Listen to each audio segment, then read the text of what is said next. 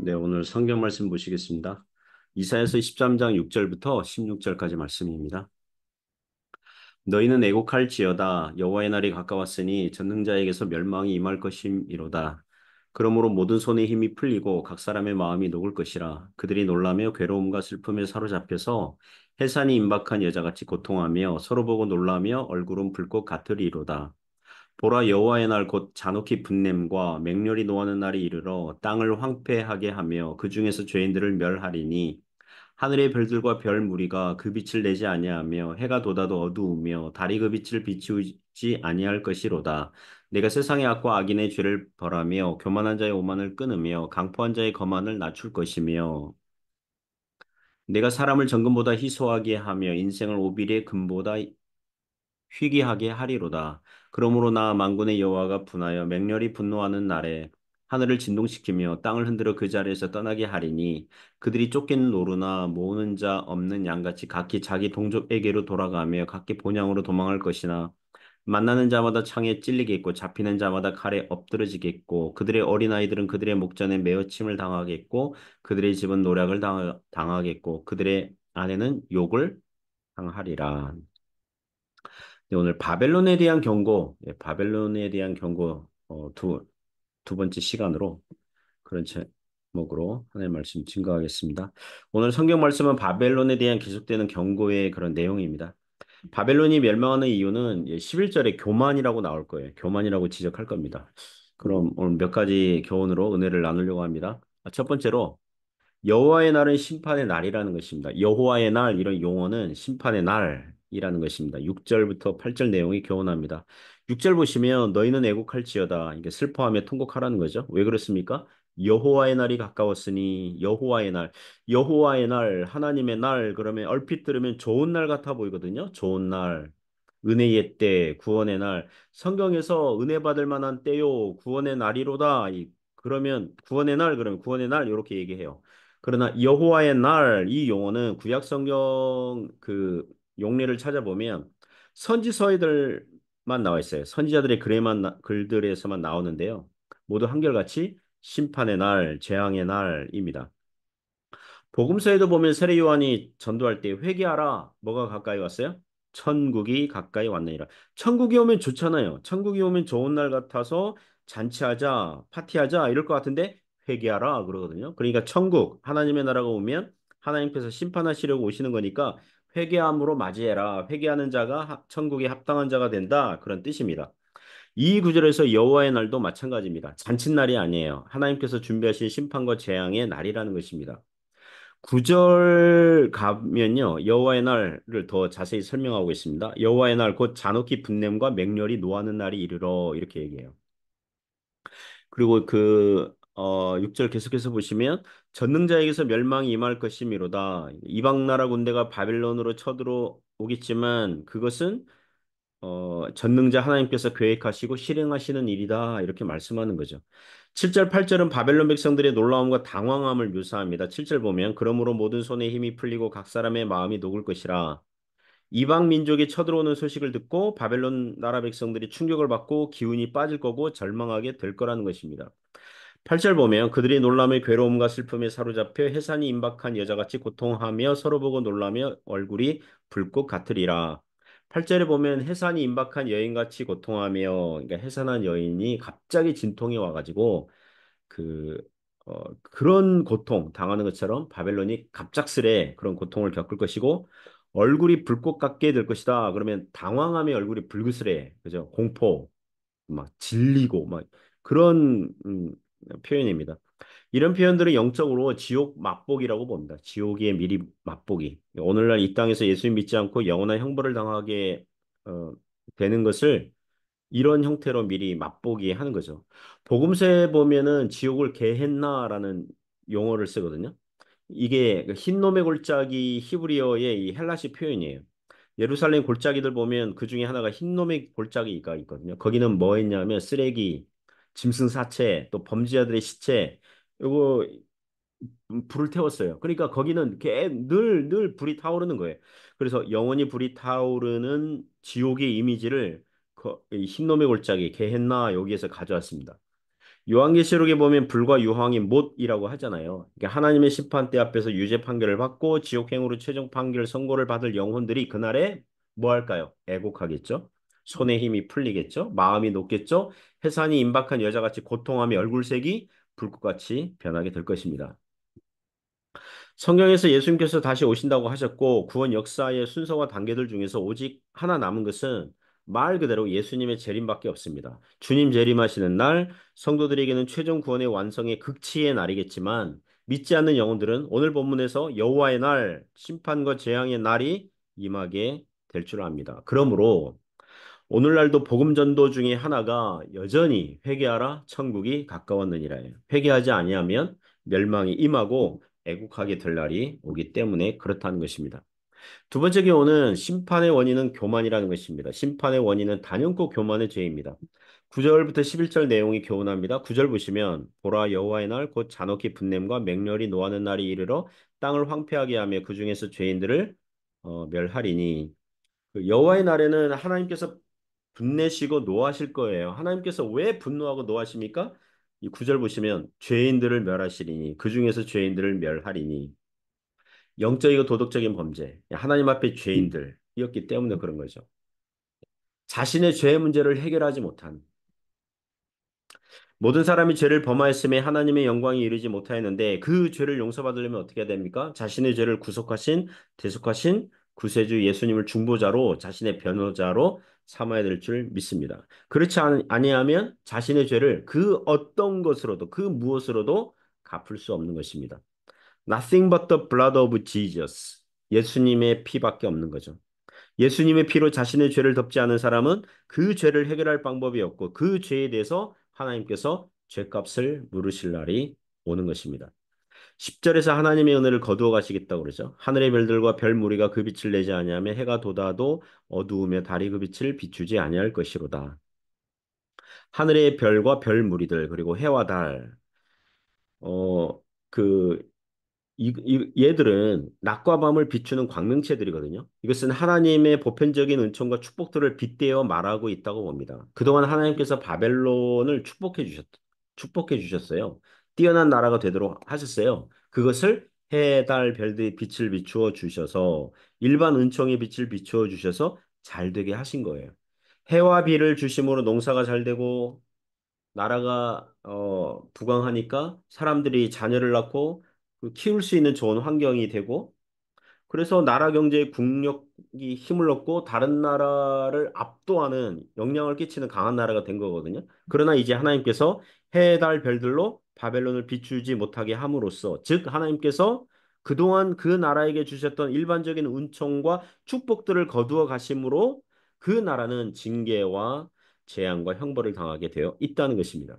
마태복음 5장 45절 보면 하나님이 그 해를 악인과 선인에게 비추시며 비를 의로운 자와 불의한 자에게 내려주신다고 하셨습니다.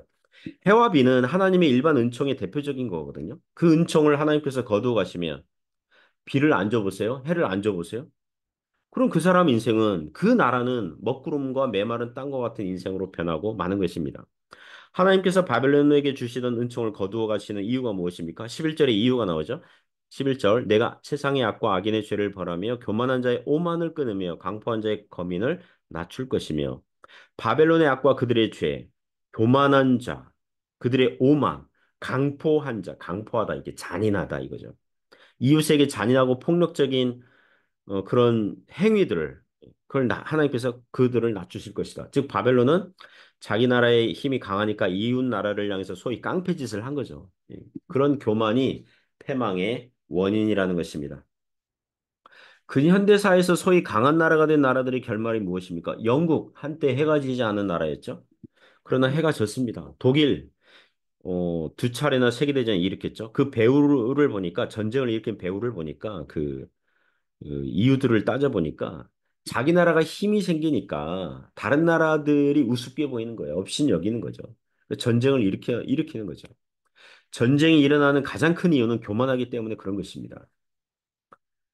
그 미국, 세상에서 지금 현재 세상에서 가장 강한 나라 아닙니까? 미국?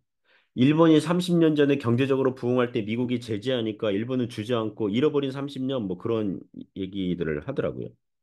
지금 미국이 중국을 몇 년 동안이나 무역 제재 중 아닙니까? 그렇게 경제가 잘 나가던 중국이 주춤거리고 있습니다. 미국도 교만하면 하나님께서 그 빛을 거두어 가실 수 있습니다. 그래도 미국은 이웃 나라들에게 기회를 준다고 봐요. 예, 기회를 준다고 봐요. 간혹 그 간증 프로그램 볼 때가 있거든요. 그 새롭게 하소서 같은. 어떤 이런 분들이 있어요. 이게 미국에 가서 그 신학교 유학을 하거나 아니면 뭐 다른 뭐 이렇게 유학을 하는 이렇게 한국 사람들이 신앙 간증 들을 때가 있어요. 미국에서 몸이 아파요. 또는 공부해야 되는데 돈이 부족해가지고 학교 들어갈 뭐가 없어요.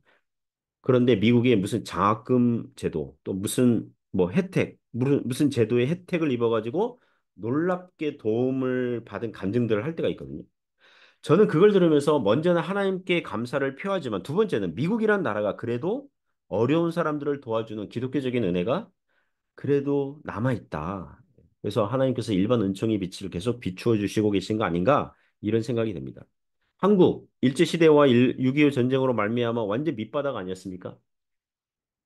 지금은 어때요? 일어났죠. 예, 그럼 밑바닥에서 일어났습니다. 하나님께서 해와 달과 별들로 비추어 주시니까 일어난 거거든요. 그러므로 한국은 근현대사에서 지금 시대만큼 잘 나가는 때가 없는 것 같아요. 그죠? 우리나라 역사 속에서 K 문화, K 드라마, K 팝, 뭐, 그 여행 유튜버들 보면은 일본 사람, 중국 사람도 한국 사람 만나면 고마워한다고 그러더라고. 왜냐하면 한국 사람 때문에 이미지가 좋아져가지고 동양인 이미지. 그래서 고맙다고 그러더라고. 그러나 무엇입니까? 선줄로 생각하거든 넘어질까 조심해야 되죠. 겸손해야 되죠. 이웃 나라들과 같이 잘 되도록 돕는 나라가 되어야 할 것입니다. 그 최근에 유튜브 방송 하나 본 게 있는데 그 유튜브 방송은 뭐 10년 전에 방송도 이렇게 다시 이렇게 그 틀어주는 게 있잖아요. 어떤 스토리 봤냐면 터키 어린 소녀가 태어날 때 척추와 목뼈가 휘어져서 태어난 거예요. 그 나라에서 수술할 수가 없어요. 얘가 한 네, 4학년, 5학년, 뭐, 10살, 11살, 12살, 막, 요렇게, 이제 수술해야 되는데, 수술을 해도 위험하고, 그냥 놔두어도 위험하고, 예, 그 생명이. 그래서 그 나라 터키 정형외과에서 수술하려고 나서는 병원 의사가 없었대요. 그런데 한국의 부산의 어느 정형외과 병원에서 무료로 수술해 주겠다고 그러고 그 애와 부모를 한국으로 초대해 가지고 수십 시간 수술하고 또 몇 개월 동안 재활을 걸쳐 가지고 어느 정도 수술을 성공시키고 다시 돌려보낸 그런 내용 봤어요. 되게 감동적이더라고요. 어느새 우리나라가 다른 나라 사람을 도와주는 은혜로운 나라가 된 것이죠. 그러니까 힘이 있을 때 겸손하게 도와야 되는 거죠. 세 번째 교훈은 하나님 떠나면 그 가정과 사회와 나라는 망하는 것밖에 남지 않았다는 것입니다. 하나님 떠나면 망하는 것입니다. 12절부터 16절 내용이 교훈합니다. 12절부터 16절 읽어보면 이방 나라의 공격을 받아가지고 그 나라 백성들이 죽고 도망가고 비참하게 될 것을 구체적으로 묘사하고 있습니다. 12절에 보면 많은 사람이 죽어서 백성들이 얼마 남지 않았다고 그러죠. 12절 내가 사람을 순금보다 희소하게 하며 인생을 오빌의 금보다 희귀하게 하리로다. 여기서 오빌은 구약 그 시대에 금이 나는 땅, 정확히 어떤 장소인지는 알려지진 않았지만 한 3일 길이 된다. 예, 배 타고 3일 길, 뭐 요런 내용은 있습니다. 그러니까 나라에서 금을 발견하기 어려운데 그것보다 사람이 없게 될 것이다. 전쟁으로 수많은 사람들이 죽었기 때문에. 13절 그러므로 나 만군의 여호와가 분하여 맹렬히 노하는 날에 하늘을 진동시키며 땅을 흔들어 그 자리에서 떠나게 하리니 그 13절은 10절처럼 해와 달과 별들의 빛을 거두어 가신 것처럼 이 멀쩡한 질서와 기초 역할을 하던 하늘과 땅을 흔들어서 그 자리에서 떠나게 하겠다. 하늘과 땅은 그 나라 울타리 질서를 제공하는 것에 그 빗대인 관용적 표현인데 그 역할을 못 한다는 거예요. 그 나라에 전무후무한 자연재해가 일어나거나 큰 화재, 큰 지진 같은 게 발생하거나 그 나라의 경제를 몰락시키는 충격적인 사건이 발생한다는 거죠. 그 2, 3년 전에 중동의 어느 나라는 항구에 저장했던 화학 물질 그 저장소가 이 거대한 폭발을 해가지고 그 일로 말미암아 그 나라 지도자가 사임을 하고 또 경제가 타격을 입고 다시는 경제가 일어서지 못하고 있어요. 그러니까 그 사건 이후로 못 일어나고 있어요. 그 중남미 IT 같은 나라는 지역 갱단들이 권력을 잡고 대통령도 물러나게 하더라고요. 갱단이 대통령을 물러나게 해요. 정부군이 갱단의 군사력보다 약해요. 그러니까 갱들의 나라가 됐어요. 그러니까 법과 질서가 이게 완전 바뀐 거죠. 되게 위험한 나라 아닙니까? 14절부터 16절 보시면 그들이 쫓긴 노루나 모으는 자 없는 양같이 각기 자기 동족에게로 돌아가며 각기 본향으로 도망할 것이나 만나는 자마다 창에 찔리겠고 잡히는 자마다 칼에 엎드러지겠고 그들의 어린아이들은 그들의 목전에서 매어침을 당하겠고 그들의 집은 노략을 당하겠고 그들의 아내는 욕을 당하리라. 14절부터 16절 보시면요.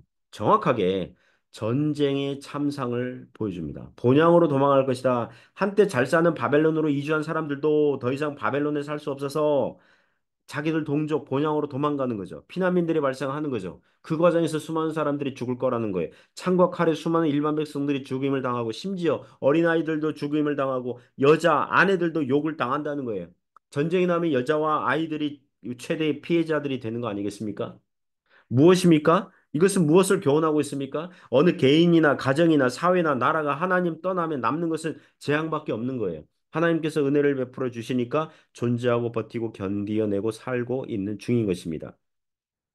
그러므로 사랑하는 성도 여러분, 교만해서 하나님의 은혜를 저버리는 순간 그 사람은 멸망으로 가게 돼 있어요. 그러니까 지혜와 겸손한 신앙으로 거룩한 삶을 오늘도 살아가시기를 주님의 이름으로 부탁드립니다. 기도하겠습니다. 하나님 아버지, 저희를 불쌍히 여겨주시고 주 예수 그리스도를 우리의 구세주, 주님, 대속자로 삼고 또 겸손하게 주님 앞에 나아가도록 붙잡아 주시길 원합니다. 예수님 이름으로 기도드립니다. 아멘.